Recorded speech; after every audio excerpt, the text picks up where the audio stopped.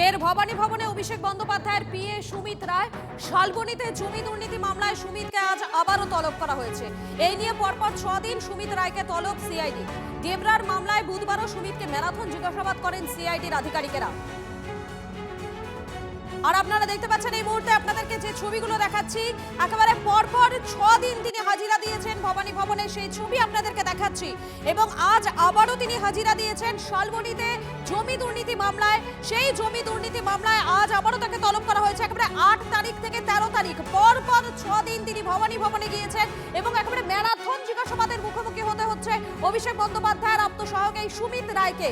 শালবনীতে জমি দুর্নীতি মামলায় সুমিতকে আজ আবারও তলব করা হয়। আমাদের প্রতিনিধি সুপ্রিয় রয়েছেন আমাদের সঙ্গে। সুপ্রিয়, এই মুহূর্তে কি আপডেট তোমার কাছে?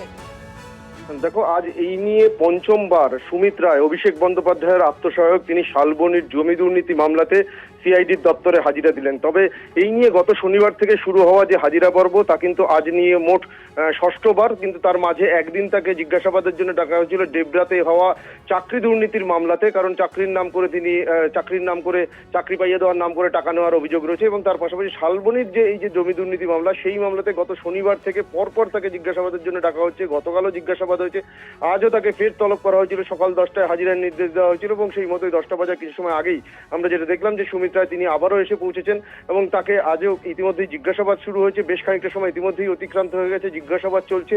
মূলত তদন্তকারীরা এখন এই জমি দুর্নীতির যে টাকা, সেই টাকা কোথায় কোথায় পৌঁছেছে, আর কারা কারা লাভবান হয়েছেন এবং এই জমি দুর্নীতির নেপথ্যে আর কাদের কাদের ইনভলভমেন্ট রয়েছে। কারণ ইতিমধ্যেই আমরা যেটা জানি যে সুজয় হাজরা, প্রাক্তন তৃণমূল বিধায়ক, তাকে গ্রেপ্তার করার পরেই কিন্তু এই সুমিত রায় সংক্রান্ত তথ্য সামনে আসে।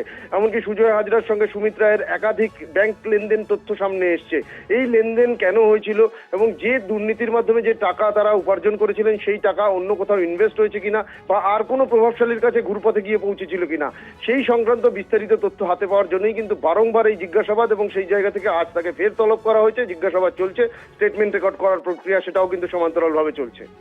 ধন্যবাদ।